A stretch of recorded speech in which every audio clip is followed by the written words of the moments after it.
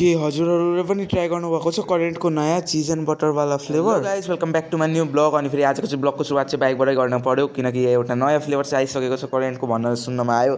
त्यस कारण त्यो खानै पऱ्यो भनेर त्यो फ्लेभरको नाम चाहिँ चिज एन्ड बटर हो। यहाँ चाहिँ म फोटो पनि टाँसिदिन्छु। यो फ्लेभर चाहिँ एकदमै दामी छ अरे, मेरो बहिनीले भन्दै थियो। त्यस कारण चाहिँ यो खानु पऱ्यो भनेर बाइक लिएर निक्लिदिएको त्यो किन्नको लागि।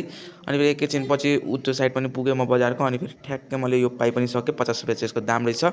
त्यही हो, सेम दुईवटा जस्तै हो, तर अब चाहिँ यसलाई बनाएर एकदम ट्राई गर्नु पऱ्यो अब भनेर। त्यस कारण चाहिँ अनि फेरि यसको कलर पनि हेर्दा एकदम पिङ्की पिङ्की टाइपको कलर चाहिँ थियो। अनि हेर्न सक्नुहुन्छ पानी पनि लिइसक्यो, एक कटोरा पानी। अनि फेरि ग्यास अन गरेर यसलाई उबाल्नतिर लागौँ। अब चाहिँ प्याकेट फाडेर एकदम टक्क लगाएर खाएर तपाईँलाई यसको रिभ्यू पनि दिनु छ भनेर एकदम टक्क फाड्यो। अनि फेरि हेरौँ भित्र कुन कुन मरमसला छ यसको। अनि फेरि यसको चाहिँ त्यो नुडल्स चाहिँ अलिक मोटो मोटो टाइपकै थियो। मलाई त्यस्तो लागेको हो कि साँच्ची नै हो भनेर त्यस्तो थाहा भएन, कि मलाई पनि शङ्का लागेको होला। अनि फेरि हेरेको त दुईवटा मात्र सस थियो रातोको, त्यो चाहिँ अलिक पिरो पिरो लाग्दै थियो। अनि फेरि मसला त मलाई खोलेरै हेर्नुपर्छ भनेर लास्टतिर यस्तै राखिदिएको।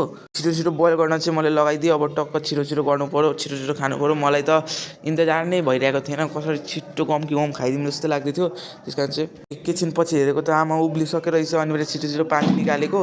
अनि फेरि करेन्टलाई चाहिँ पङ्खा मुनि चाहिँ ल्याएर राखिदिएको कि झन् छिटो चिसो हुन्छ भनेर। अनि फेरि टक्क मसलाहरू हालेको। मसला त पुरा सेतो सेतो चिजी बटरी टाइपको चाहिँ कस्तो सेन्ट आइरहेको थियो। तपाईँहरू चिज खानुहुन्छ भने एकदम खतरा खालको सेन्ट आइरहेको थियो।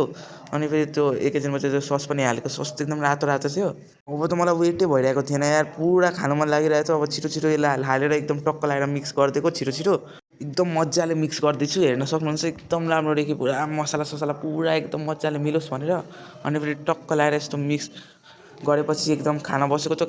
यसको चाहिँ टेस्ट चाहिँ म खाएर चाहिँ तपाईँलाई देखाउन सकिनँ, त्यसको लागि चाहिँ सरी। यसको टेस्ट चाहिँ एकदम बटरी टाइपको थियो, न तितो के भनौँ, पिरो त पिरो थिएन यार। कस्तो टाइपको त्यो चिजी फ्लेभर आइरहेको थियो, चिजी बटर एकदम राम्रो पनि थियो।